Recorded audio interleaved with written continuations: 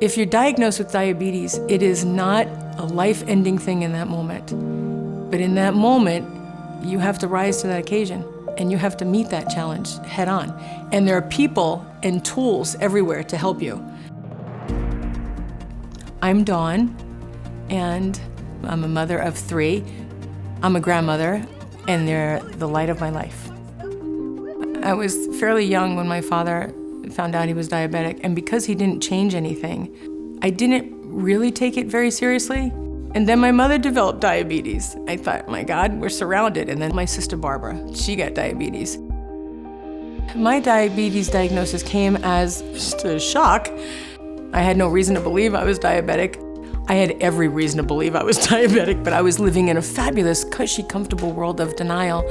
And I was like, wow, it was pretty scary. I was horrified.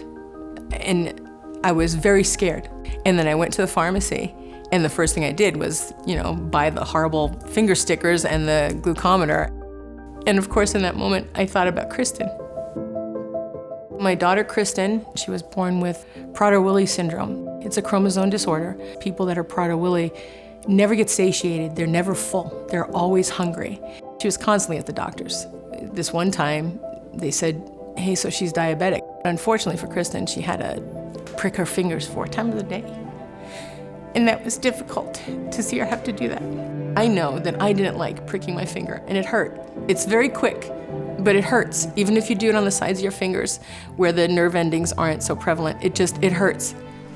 I looked into a continuous glucose monitoring system right away, and then I got it. And it was very simple. I was nervous, but it was very simple to apply, and it worked great.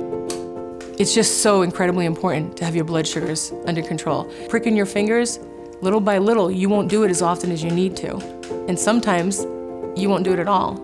But if you have a monitor in your arm that you can just lay your phone next to and it doesn't hurt at all. I'm healthy and I'm free to do the stuff that I enjoy.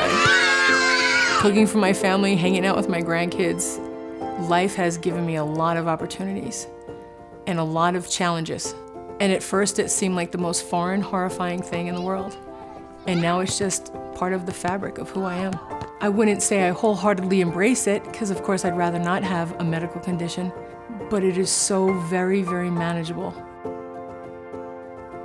It just doesn't frighten me anymore, and that's huge.